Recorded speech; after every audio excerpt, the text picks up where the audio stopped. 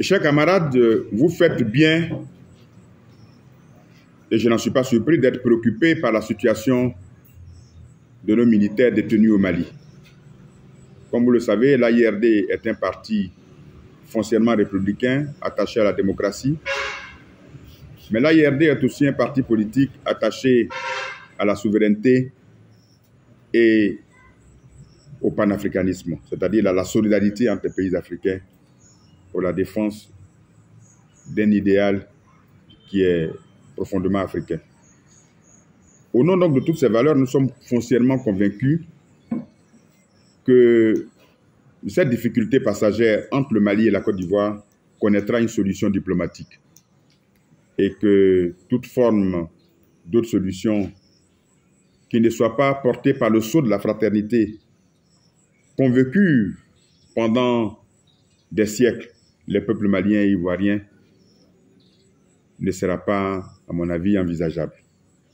Donc je suis convaincu que nous saurons surmonter ces difficultés et aller à une solution diplomatique. Mes 10 ans d'exil m'ont permis aussi de savoir que lorsque les forces de défense et de sécurité d'un pays sont au front, le pays fait front. C'est pour cela que pour le moral de nos troupes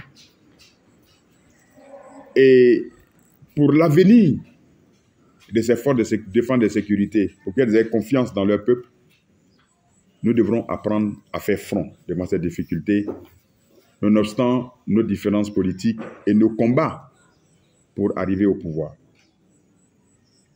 J'ai dit que 10 ans d'exil m'ont foncièrement convaincu de cette nécessité. Mais faire front, c'était aussi éviter toute forme ou toute cause de désunion dans notre combat. La nation doit rester unie. Une nation unie autour de cette question doit éviter tout grain de sable qui serait susceptible de nous diviser.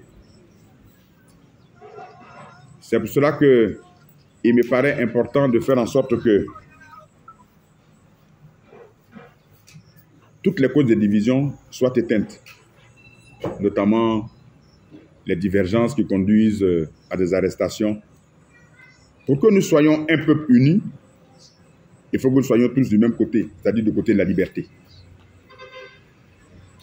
Nous pouvons avoir posé des actes qui ont été mal appréciés par le pouvoir. Mais mon plaidoyer dans ce sens-là, c'est que nous sommes aujourd'hui dans une situation particulièrement difficile, qui exige de nous que nous soyons unis, que nous soyons un seul bloc. Et pour être un seul bloc, il ne faut pas que certains soient dans les liens de la détention, parce que cela nous fragilise davantage. C'est pour ça que mon plaidoyer est un plaidoyer en faveur de l'indulgence sur les fautes qui auraient été commises dans le traitement de ce dossier. Tout comme je peux demander aux autorités maliennes de faire preuve de la même compréhension relativement aux erreurs administratives qui auraient été commises. Je dis bien qui auraient été commises parce que je n'ai pas clairement tous les allants et les aboutissants de ce dossier. Et je ne voudrais pas rentrer dans des explications relatives à la position de l'ONU, à la position de la MINUSMA.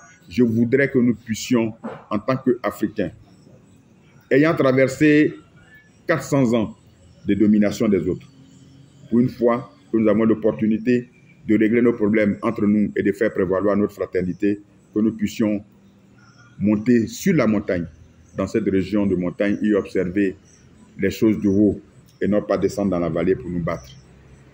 J'ai confiance dans les autorités maliennes pour une solution diplomatique, tout comme j'ai confiance dans les autorités ivoiriennes pour la bonne écoute de ce plaidoyer que je lance à partir de Guitouzon, une terre qui a connu beaucoup de souffrances et qui est allée au pardon.